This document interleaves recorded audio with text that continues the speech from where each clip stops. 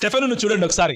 Stephen యేసు ప్రభువే నిజమైన దేవుడు, ఆయనే ప్రభువు అని ప్రకటిస్తూ మాట్లాడుతూ ఉన్నప్పుడు they could not stop him. వాళ్ళు అన్నారు, వీడి మాటలు ఎంత బలంగా ఉన్నాయంటే మనం ఆపలేకపోతున్నాం అంటున్నారు.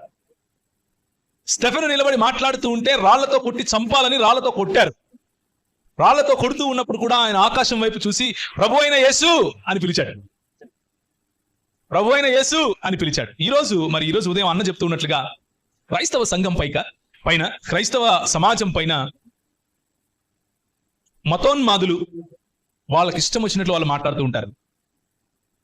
మతోన్మాదులు క్రైస్తవులను దుయ్యబట్టాలని, క్రైస్తవులను చెదరగొట్టాలి అని, క్రైస్తవులను బలహీనం చేయాలి అని, రాజకీయంగా సామాజికంగా అన్ని రకాలుగా అనగదొక్కాలి అని చూస్తూ ఉంటారు. కానీ మనకు ఒకే గురి. మన ప్రభు అయిన యేసు మృతులలో నుండి తిరిగి లేచాడు. మన ప్రభు అయిన యేసు మనకు పరిశుద్ధాత్మను అనుగ్రహించాడు. మన ప్రభు అయిన యేసు ఇచ్చినటువంటి ఆ పరిశుద్ధాత్ముడు, తండ్రి కుమార పరిశుద్ధాత్ములుగా తను తాను ప్రకటించుకున్నటువంటి దేవుడు మనకు తోడై ఉండగా మనకు విరోధి ఎవడు? రోమీలకు రాసిన పత్రిక 8వ అధ్యాయంలో మనం ఈ మాట చూస్తాం. ఏం చూస్తాం? If God is with us, who can be against us? దేవుడు మనకు తోడై ఉండగా మనకు విరోధి ఎవడు? ఎవడు విరోధి? ఈ ఆనంద, ఆ ఆనంద, ఆ పరమానంద జాంతానే. దేవుడు మనకు తోడై ఉండగా ఈ ఆనందాలు ఏమీ చేయలేరు. దేవుడు మనకు తోడై ఉండగా కోట్లేసుకుని గడ్డాలు పెట్టుకుని వచ్చే వాళ్ళు మనల్ని ఏమీ చేయలేరు. దేవుడు మనకు తోడై ఉండగా మతోన్మాదులు మనల్ని అదపలేరు. దేవుడు మనకు తోడై ఉండగా షలోం మనతో ఉంటుంది. దేవుడు మనకు తోడై ఉండగా న్యాయము మనకు తోడై ఉంటుంది. దేవుడు మనకు తోడై ఉండగా కనికరాన్ని ప్రేమించే హృదయము మనకు ఆయన ఇస్తాడు.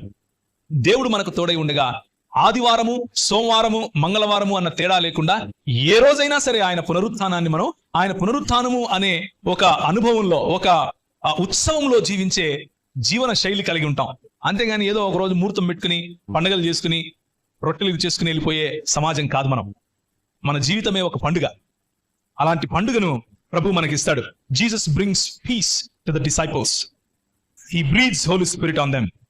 యేసు ప్రభు ఇచ్చినటువంటి, లేకపోతే మనకు యేసు ప్రభువును మృతులలో నుండి లేపినటువంటి పరిశుద్ధాత్ముడు మనకు తోడుగా లేకపోతే మనము ఏ క్రైస్తవం అయితే చాటుతున్నామో అది కేవలము గుడ్డు పైపొర లాంటిది. పైకి చూస్తే గట్టిగా ఉంటుంది, అలా అంటే లొట్ట లోపల ఏమీ ఉండదు. పరిశుద్ధాత్ముడు లేని పరిచర్య అలాగే ఉంటుంది. పరిశుద్ధాత్ముడు లేని క్రైస్తవ జీవితం కూడా అలాగే ఉంటుంది. పరిశుద్ధాత్ముడు మన జీవితాల్లో పనిచేసినప్పుడు, పరిశుద్ధాత్ముడు మన జీవితాల్లో ప్రతి క్షేత్రాన్ని, ప్రతి స్ఫియర్ అంటాం కదా, every sphere of our life ఆయన కంట్రోల్ లేకొచ్చినప్పుడు, ఆయన నియంత్రణ లేకొచ్చినప్పుడు మనం ఫలిస్తాం. ఎంతగా ఫలిస్తాము అంటే మన ఫలాన్ని